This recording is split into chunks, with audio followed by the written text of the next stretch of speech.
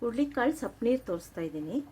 ಹುರುಳಿಕಾಳು ರಾತ್ರಿ ನೆನೆಸ್ಕೊಂಬಿಟ್ಟು ಬೆಳಗ್ಗೆ ದೊಡ್ಡ ಕುಕ್ಕರಲ್ಲಿ ಬೇಯಿಸ್ಕೊಂಬಿಟ್ಟು ಅದನ್ನು ಉಪ್ಪು ಹಾಕ್ದಂಗೆ ಬೇಯಿಸ್ಕೊಳ್ಳಿ. ಮೆಣಸಿನ್ಕಾಯಿ ಹಾಕ್ಕೊಂಬಿಟ್ಟು ಮೆಣಸಿನ್ಕಾಯಿ ನೀವು ತೆಕ್ಕೊಂಬಿಡಿ.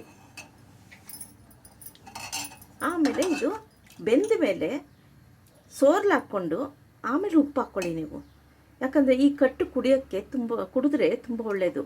ಕಿಡ್ನಿ ಸ್ಟೋನ್ಸ್ಗೆಲ್ಲ ತುಂಬ ಒಳ್ಳೆಯದು. ಆಮೇಲೆ ಕುದುರೆಗೆಲ್ಲ ಹುರುಳಿಕಾಳು ಇದೆಲ್ಲ ಹಾಕ್ತಾರೆ, ಅದು ಕಾಲಕ್ಕೆ ಶಕ್ತಿ ಬರೋಕ್ಕೆ. ಅದಕ್ಕೋಸ್ಕರ ಕಟ್ಟು ಜಾಸ್ತಿ ತೆಗೆದಿಟ್ಕೊಳ್ಳಿ, ಆಮೇಲೆ ಉಪ್ಪು ಹಾಕ್ಕೊಳ್ಳಿ. ಈಗ ಬೆಂದಿರೋ ಹುರುಳಿಕಾಳನ್ನ ಸೋರ್ಲು ಹಾಕಿಟ್ಕೊಂಡಿದ್ದೀನಿ. ಆ ಕಾಳನ್ನ 1.5 ಸೌಟಷ್ಟು ಮಿಕ್ಸಿಗೆ ಹಾಕ್ಕೋಬೇಕು ಇಷ್ಟು. ಆಮೇಲೆ 2 ಹಸಿಮೆಣ್ಸಿನ್ಕಾಯಿ, ಅದರಲ್ಲೇ ಬೇಯಿಸ್ಕೊಂಡಿರೋದು ಹಸಿಮೆಣ್ಸಿನ್ಕಾಯಿ, 2 ಒಣಮೆಣ್ಸಿನ್ಕಾಯಿ, ಆಮೇಲೆ ಬೆಳ್ಳುಳ್ಳಿ, ಕೊತ್ತಂಬರಿ ಸೊಪ್ಪು, ಇದಿಷ್ಟು ಮಿಕ್ಸಿಗೆ ಹಾಕ್ಕೊಂಡು ಸ್ವಲ್ಪ ಹುಣಸೆಹಣ್ಣು ನೆನೆಸ್ಕೊಂಡು ಅದಕ್ಕೆ ಕಿವುಚ್ಕೋಬೇಕು. ಇದೇ ಬಿಸಿನೀರು ಕಟ್ಟಲ್ಲೇ ನೆನೆಸ್ಕೋಬೇಕು. ಹುರುಳಿಕಾಳು, ಬೆಳ್ಳುಳ್ಳಿ, ಕೊತ್ತಂಬರಿ ಸೊಪ್ಪು, ಮೆಣಸಿನ್ಕಾಯಿ ರುಬ್ಕೊಂಡಿದ್ದೀನಿ. ಇದನ್ನು ಕಟ್ಟಿಗೆ ಕಲಿಸ್ಕೊಂಡ್ಬಿಡ್ತೀವಿ.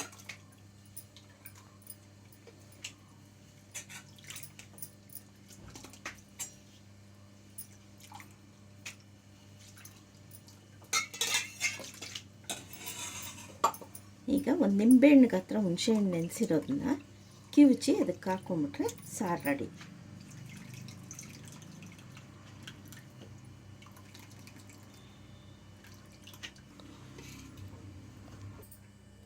ಹುಣಸೆಹಣ್ಣು ಕಿವುಚಿ ಹಾಕಿದ್ಮೇಲೆ ಈಗ ಎಷ್ಟು ಬೇಕೋ ಅಷ್ಟು ಪಿಂಕ್ ಸಾಲ್ಟು ರುಚಿಗೆ ತಕ್ಕಷ್ಟು ಹಾಕಿ ಕಲಿಸ್ಕೋಬೇಕು.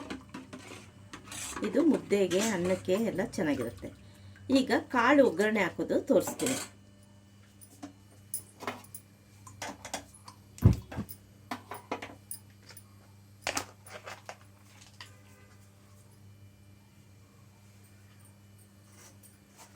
ಒಗ್ಗರಣೆಗೆ ಸಾಸಿವೆ,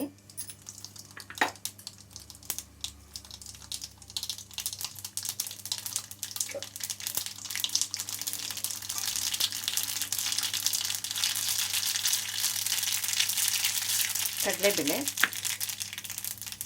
ಉದ್ದಿನಬೇಳೆ 1 ಸ್ಪೂನು,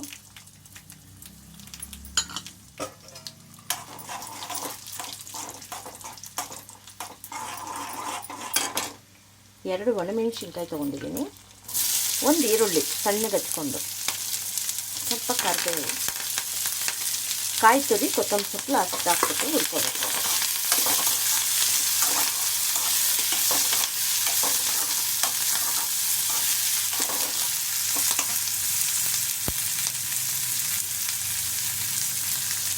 ಈರುಳ್ಳಿ ಉರಿಯೋವಾಗ ಸ್ವಲ್ಪ ಉಪ್ಪಿನ ಪುಡಿ ಹಾಕ್ಕೊಂಡ್ರೆ ಈರುಳ್ಳಿ ಬೇಗ ರೋಸ್ಟ್ ಆಗುತ್ತೆ.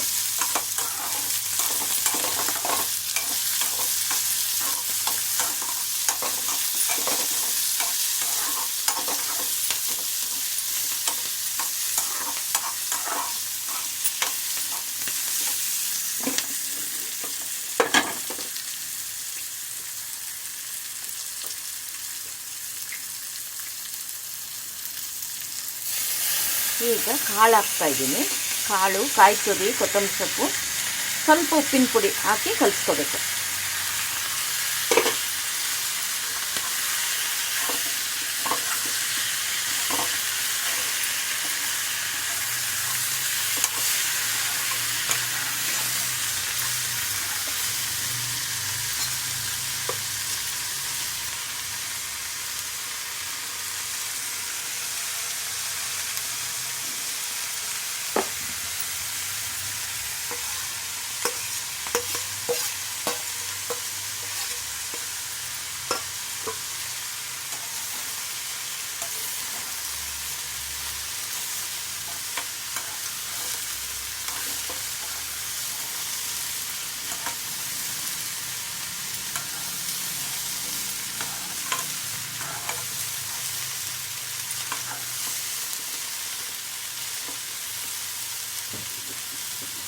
ಈಗ ಸಾರು, ಪಲ್ಯ ಎಲ್ಲ ರೆಡಿ.